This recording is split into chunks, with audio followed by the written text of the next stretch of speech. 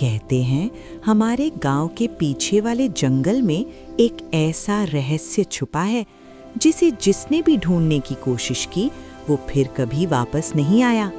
लेकिन एक दिन एक छोटा सा बंदर, एक काला कौवा और एक नन्हा सा बच्चा अनजाने में उसी रहस्य की तरफ बढ़ने वाले थे और उस दिन से जंगल की कहानी हमेशा के लिए बदल गई। हमारे गांव के पास एक बहुत पुराना जंगल था। इतना पुराना कि गांव के बुजुर्ग कहते थे, इस जंगल के पेड़ भी इंसानों की बातें समझते हैं। उसी जंगल में एक शरारती लेकिन दिल का अच्छा बंदर रहता था। उसका नाम था चीकू। चीकू पूरे जंगल में मशहूर था।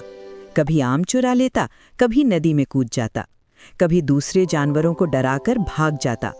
लेकिन एक बात सब जानते थे, अगर किसी को मदद चाहिए होती तो सबसे पहले चीकू ही पहुंचता था। एक सुबह गांव में हलचल मची हुई थी।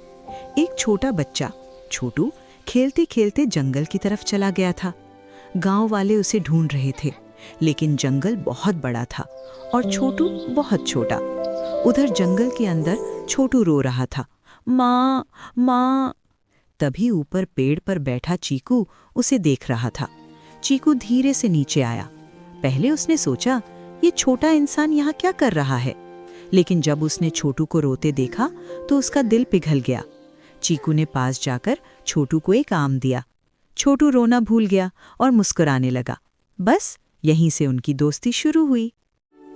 लेकिन तभी ऊपर से एक तेज आवाज आई, काऊ काऊ। एक काला कौवा तेजी से नीचे आया। वो था कीकू। कीकू बहुत गुस्से में था क्योंकि चीकू उसी पेड़ के पास था जहां उसका घोंसला था। कीकू ने चीकू के सिर पर चोंच मार दी। चीकू चिल्लाया, अरे मैं कुछ नहीं कर रहा। लेकिन कीकू को भरोसा नहीं था। तभी छोटू ने हंसते हुए कीकू की तरफ हाथ बढ़ाया। कीकू थोड़ा रुक गया। उसने ध्यान से छोटू को देखा, फिर धीरे धीरे शांत हो गया। उस दिन कीकू ने पहली बार महसूस किया चीकू और छोटू उसके दुश्मन नहीं हैं और धीरे धीरे तीनों दोस्त बन गए।